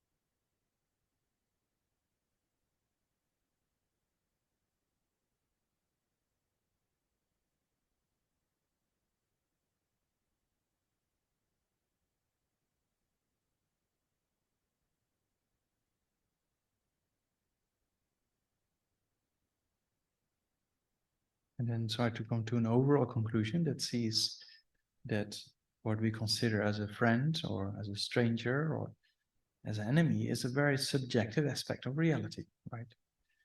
It's just our perception and has nothing to do with that person. You see, those three individuals, we see them in a particular way, but somebody else sees them in a completely different light. And over time also they change in relation to our perception, you see? So see that actually those three individuals are human beings wanting happiness, not wanting suffering, nothing else. There's no real distinction to be made as we subjectively do, you know? So try to analyze that and come to a conclusion that actually they equal. It's just a temporary difference because of our perception, not from their side, it's just from our side. So from their side, they're exactly the same. Human beings wanting happiness, not wanting suffering. Yeah, so try to come to this conclusion and then focus on that for about half a minute.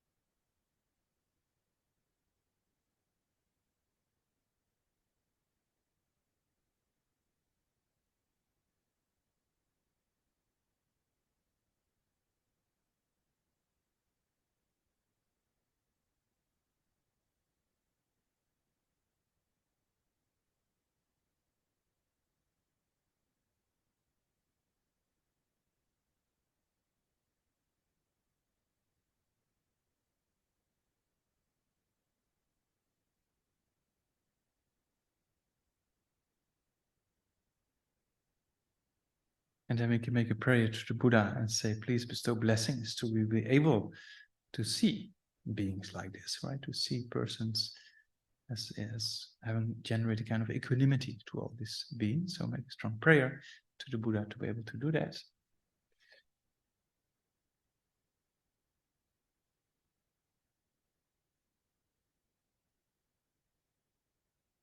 And then the Buddha is pleased, and then comes to, you can imagine the Buddha comes to the crown of your head, yeah, and then turns the same direction as you are facing.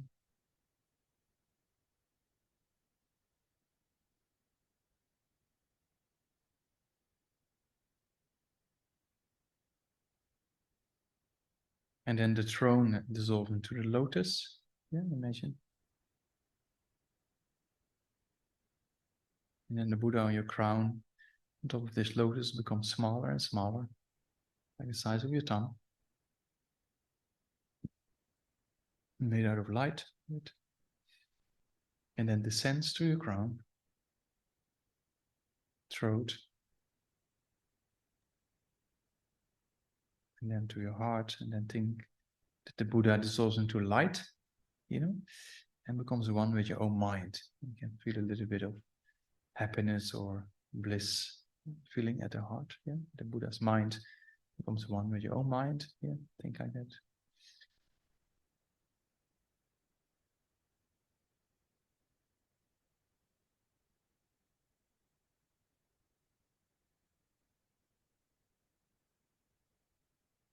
Yeah, so then we can stop.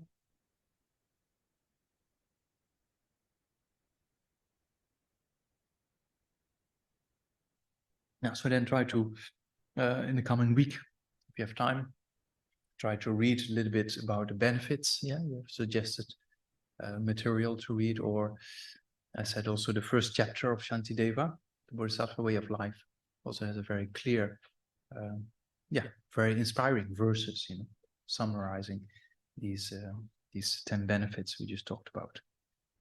Yeah, so if there's any questions, then we can open up for a few minutes for questions. The English-speaking, people, so to say, the Spanish ones we do later. Yeah. Okay. There's one question that was sent in, Geshe. It's more of a general question about purification.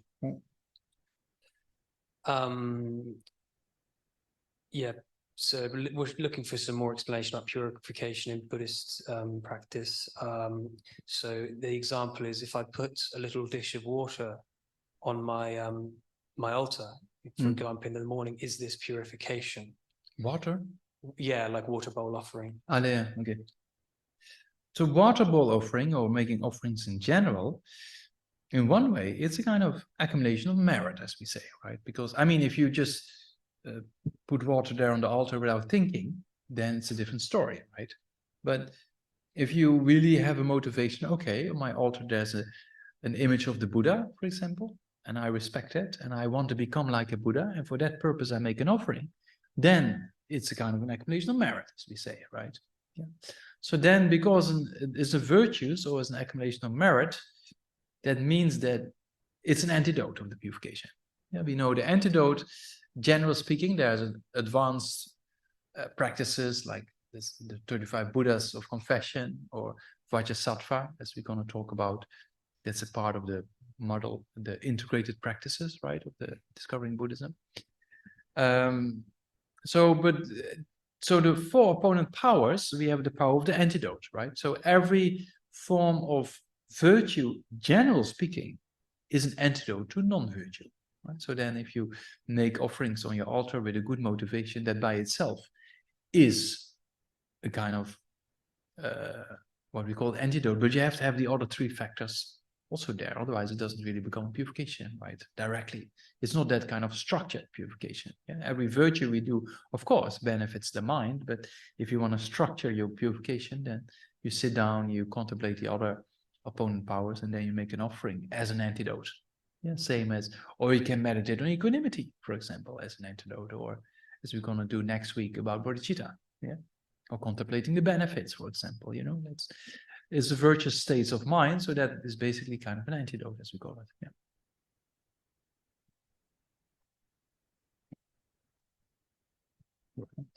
I've got two confusions actually. Two questions. Only two. Yeah. Yeah. You did say, you know, we don't have control over many things in life, like death and so on. Yeah.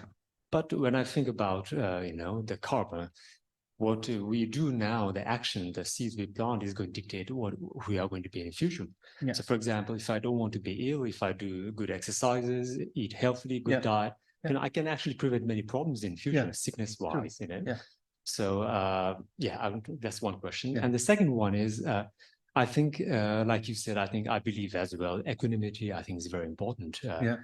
And we need to have compassion to everybody. But when it comes to, like, for example, at the moment, you know, at the moment, like the dictators in the world, Kim Jong-un, North Korea, you know, Mohammed bin Salman, Saudi Arabia, Putin, for example, who are causing so much trouble. What would like you as a, you know, a strong practitioner of Dalai Lama say about those people? And especially, I've always wanted to know what Dalai Lama thinks about the CCP, the Communist Party in China as well. Does he have compassion, or, you know, what does he think?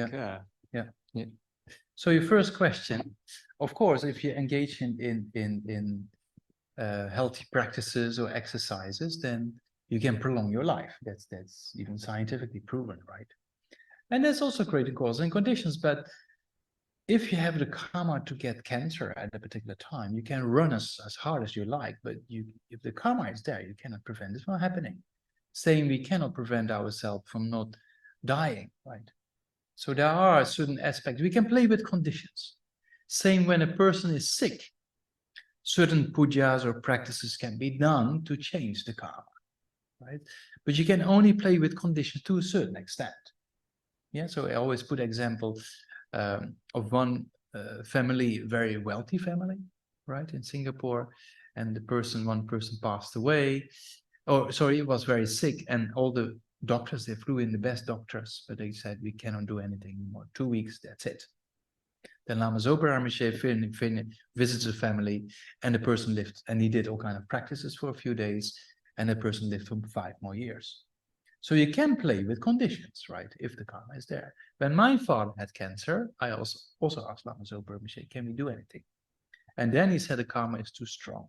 We have to prepare for dying, you know. So that's kind of, it depends per case, right? So generally speaking, yes, if you take care of health, you can prevent sickness, but you cannot prevent eventually getting sick and dying, right? That's not possible. So that's what I call, like, it's beyond our control. That we eventually getting sick and going to die, we don't have in control, right? So that's that aspect.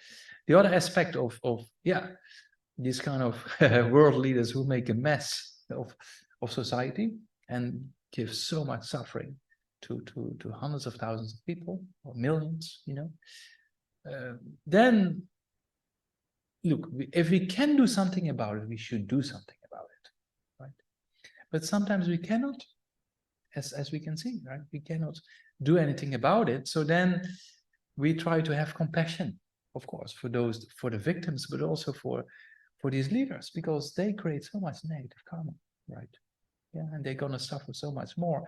And the reason why they engage in the activities they engage in at the moment is because of their afflictions, you know, of wanting more, or the greed, or the jealousy, or you know. So that's kind of, you can see, and then you learn, because we cannot change this, right? So if we cannot change these difficulties in the world, then we should mentally use it as an opportunity to see that this is samsara, right? These afflictions in the mind of these persons that creates suffering for millions of people, you know. So then you see actually the real contaminated aspect of samsara is actually these afflictions in the mind of these beings, right? Same with this Tibetan masters in occupied Tibet in prison. They cannot do anything. They're just stuck in prison. They cannot change the system, right? They cannot prevent the Chinese from torturing them. They cannot prevent them from not giving food, right? So they're only left with their minds. So at that time, you use mental training, right? If you can do something at a situation, you should act, right? So that's very clear, you know. Same with these kind of world leaders. Yeah, but unfortunately, at the moment, we cannot do much, right? We can help sending, you know, the kind of Red Cross organizations, something like that. We can financially support them, but that's it, right? So, yeah. So what I actually also wanted to know was, I know I can't do anything apart from giving, you know, charity money, which I've done a few times. What I mean to say is, I can't go and kill Putin or anyone, but you know, I don't want anyone to die or, you know, be in pain. But I'm thinking, is it good for me to think that I hope Putin dies, you know, so that millions are saved, you know, to have that in my mind, you know, that thought, is that a good thought for the benefit of people? My mother asked me the question. My mother doesn't say she's a Buddhist, but because her son is into Buddhism quite a bit. So she said, is it not possible to be a bodhisattva, go there and take Putin away and save people, you know? In one way, yeah. If you're high realized bodhisattva, then, but it's still negativity, right? You still take the life of an individual. And if you take the life of Putin, I don't know if that solves the problem. There's many other people in his direct surrounding who might take over and might even be worse, right? So it's a very complex situation, right? But the thought of killing another person by itself is not very positive, right? Generally speaking. But there are stories of bodhisattvas in the past who consider these things, right? If I take one individual away, I know I create negative karma by taking that person away, but I save so many more others. So those kind of actions you can only do if you have bodhicitta, and if you quite realize that you also know how to purify it, and also know what to do with the person you are killing, right? That by the power of clear, you have to have very strong clairvoyance to know where the person will go if you kill the person now. So for the person also, you think constantly about the karmic relationships of the person you like to save and the person you like to take away. So that's kind of, it's a very complex system, you know. And then you, in order to do something like that as a bodhisattva, you need, for example, bodhicitta, you need realization of emptiness, and you need a very sophisticated form of clairvoyance, know exactly what's going to happen, if it's of benefit or not on the long term, right? Short-term benefits, long-term benefits, there's constantly the things like that. Yeah, so it's not that easy that we have a easy fix for these things, right? Yeah, unfortunately, yeah.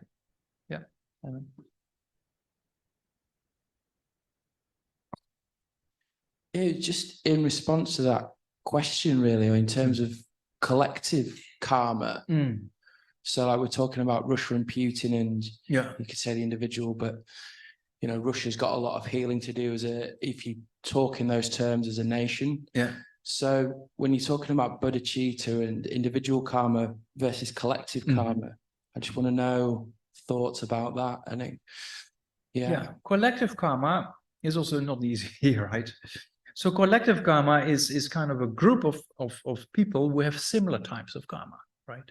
Yeah. So for example, we all have karma to be born in a war zone, for sure. Yeah, we have that karma, but at the moment we don't have the conditions. Well, other people, they also have the karma and they have the conditions. You know, so that means collective karma means that we have similar karma created, and we have done. If you really think about the Buddhist interpretation of beginner's lifetime, right, then you have done all kind of stuff, you know. So that means we have the karma to be born in war zones. We have the karma to die in an accident. We have karma to get cancer. We have that. But when the conditions are not met, then that karma doesn't come to ripening, right? Yeah. So that's on the individual basis the case, and in the case of big group of people. Yeah. So that you mean people in a war zone, they have collective karma in the sense they have karma to be born in a war zone, or to be in a war zone, or to meet a war, right? And that is coming to ripening. Yeah, but that doesn't mean that we are safe from that, because we have exactly the same karma. But at the moment we are in conditions that we are not in a war zone, right? So, yeah. The follow-up better question. Yeah. How do you help relieve collective karma, whether it's yours or a foreign collective karma, you know, not as to do with you as it could be? You know, collective karma is to do with you. You know, the karma, we don't talk about there's a particular group and that has their own kind of consciousness or something like that. It's kind of, we all have, karma remains individual, right? But we have similar karmas, and that's why when a group has similar karmas, they come to ripening as a big kind of war or whatsoever. But it all depends on those individual beings, right? Yeah, so karma remains individual. It's not that there is something more superior than individuals that makes this all happening. So it is just, but we have the people in the war zone, or for example, an accident, right? You can have the karma to be in an accident, let's say a crash of a train or a bus or something like that, right? So you might have the karma to be in the crash, but you might not have the karma to die at that time. So that's why you sometimes see some people survive and some people die. There's a collective karma of the crash of the train, but there's also individual karma of some people survive and some people do not. Same in a war zone. Some people have the karma to be in a war zone and die, and some people have the karma to be in a war zone and not to die at that time, because the conditions are not there. You can see, it's still individual, right? Yeah, you see that? Although there's similar karma, so let's say 100 people have similar karma to be in an accident, but some people also have the karma to die there, and some people do not. Yeah, so it remains individual, you know. Yeah. Yeah. Abelardo? Yeah. Had your hand raised? Yes. Thank you very much. So great to be back in your class. Thank you very much, Geshe. I have two questions also, if possible.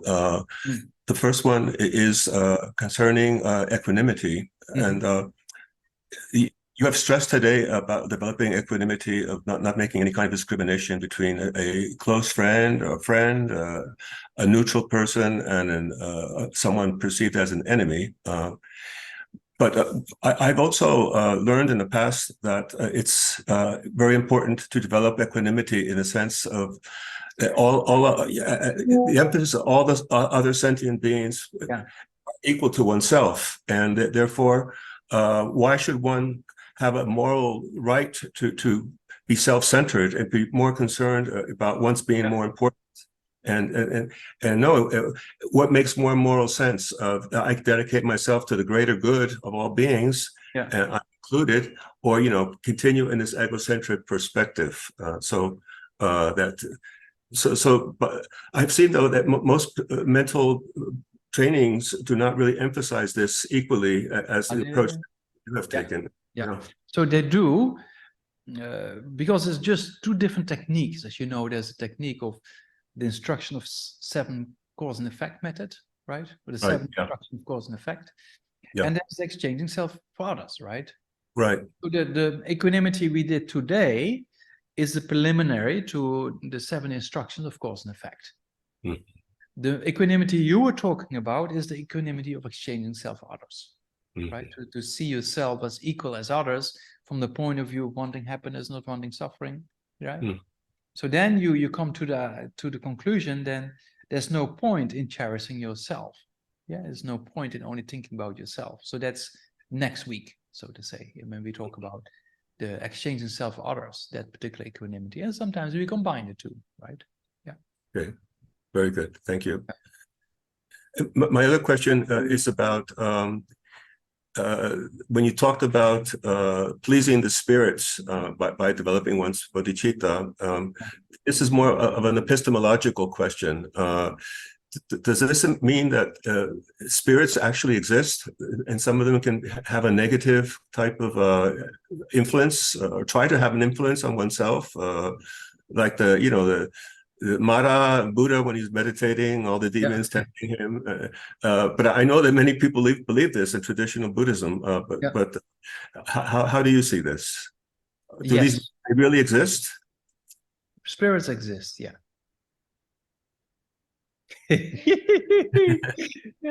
I mean, it's not that we cannot see them, they don't exist. That's not the reason, right? That spirits, I mean, spirits, gods, hell beings, you know, we don't see them, but it doesn't mean they don't exist, right?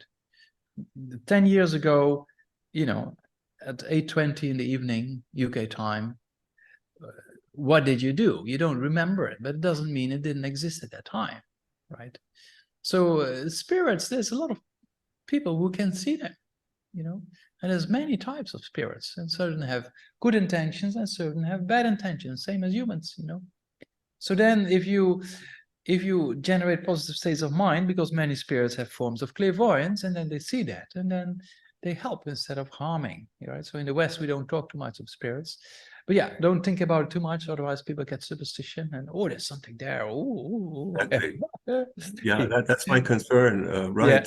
Yeah. So then better not think about it too much. But if you want to generate a real genuine form of renunciation of samsara, right? Then if you traditional understand the 6 realms, then your generation of renunciation is much more genuine.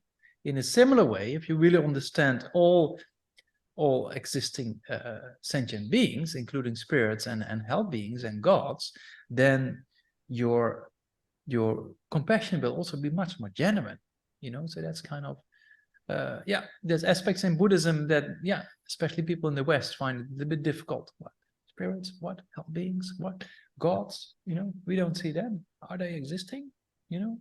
Is it just a metaphor or something like that? But if people with high levels of realizations, right, you yourself, I tell you, if you go to the mountains for a few years and you get some stable realizations, you can teach them, even not just see them, but they can teach them.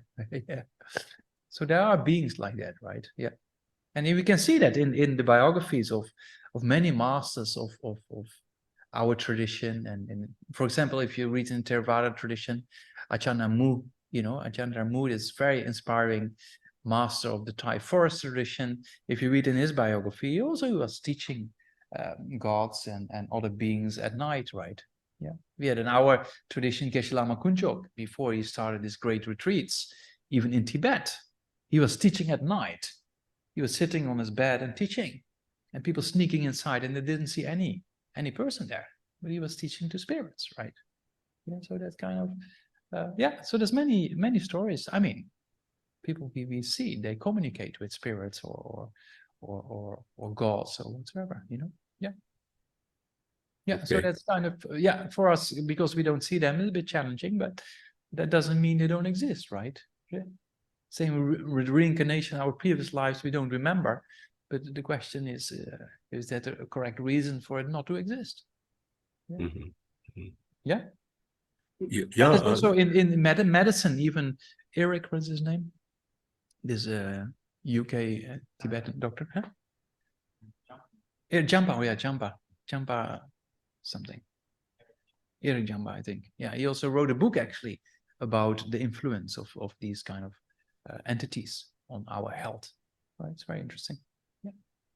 So does this imply that when we have been taught to rely only on what we can perceive, that Buddhism does not ask us to believe anything? Yeah, correct. This is relative. This is a relative thing because some people can have a certain state of consciousness where they can see things that are real.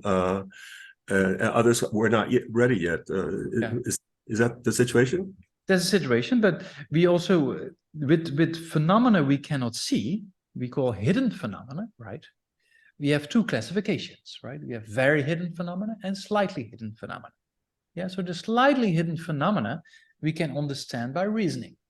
Same with reincarnation, for example. If you just sit down and analyze the science of it and you analyze the reasons of it, you can come to an understanding of the possibility of it to exist, meaning reincarnation exists or does not exist, right? So what are the reasons for us to exist and what are the reasons for us not to exist? And you analyze, and then you make a decision. What's valid?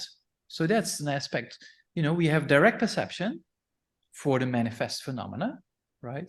And we have inference or conceptual valid cognizers, right? For the purpose of these slightly hidden phenomena, right? The things we cannot see, but we can contemplate and think about it. Is it true or not? Yeah, so that's also based on reasoning and valid perception. Yeah, and then of course later when you have high levels of combining and clairvoyance, then of course it becomes a direct perception, right? Yeah. Yeah. Yes, thank you. Okay. Think. Yeah. Yeah. Be open-minded and check it out. Yeah. Great. Ais, quick last one. Yeah. Thank you very much. Thank you. So it's very good to see you all back. I have a quick question regarding the previous question that somebody made about cooking. So I have read previously. Do you hear me? If you don't hold your mic, maybe it's better. Okay. Yeah. So basically, I have a question regarding the previous question that somebody said about something about Putin or any other leader. It could be anyone really. So I have read actually about the karma that can produce so regarding death, wishing death, the karma that can actually produce wishing somebody or rejoicing on somebody's death. And I would like to ask about this because I think it's quite tricky. In fact, I believe that these beings are, if anything, should be more object to our compassion because they are so confused. Yeah. So I would like to know a little bit more about the karma that rejoicing in somebody else's suffering implies. Thank you very much. Yeah. Same as we had a question before, right? Rejoicing in somebody else's suffering or feel happy about when somebody is suffering or feel happy when somebody is dying is by itself a kind of a negative thought, right? Yeah. So there's kind of a thought that wants to is happy when somebody gets harmed or something like that. That's what we consider as a negative karma, right? It's not positive. That's quite clear. It's not neutral. So it belongs to the classification of negative karma. So that's important to avoid, to avoid rejoicing in somebody else's death or suffering. Yeah, and then you should think, as we just discussed before, that even if a person creates a lot of problems for society, then the real essence here is actually the mind of that person. And in the mind of that person are these afflictions, right? These contaminated forms of jealousy or anger or combination of the two that cause so much problems, so many problems, right? So that's kind of the real essence, Yeah. So then you think about the destruction of these destructive emotions. That's positive. If you think about the destructions of afflictions or that person might completely eliminate these afflictions, that's positive, right? So the real death or destruction is the affliction that's needed to be destructed, not the person. Yeah? Yes. Okay. Yeah. Thank you very much. Thank you. Yeah.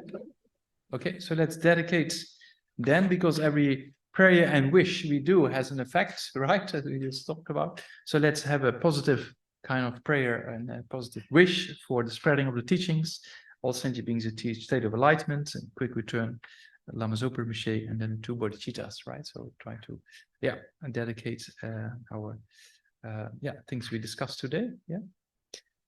Dagi in Saber Gewadi Tendang Joa Kuma Kampenda Geba Keba Jetson Losang Jakpai Rindu Seljejo. May the glorious Guru's life be long and stable. beings including extended space have happiness. May I and others without exception accumulate merit to purify negativities, and may be blessed to quickly attain Buddhahood. To the Chi Bahan Janam Gyal Ten Jogya Parla Gachira Supa Sundeng Yu Nesi Bachungi Jera Delfen Dundu Yujo Shu Janju Sanjo Rinpoche Magye Panan Kigeshi Keba Nyamba Mepa Gongne Gongde Awa Shu Duni Tawa Rinpoche Magye Panan Kigeshi Keba Nyamba Mepa Gongne Gongde Awa Shu.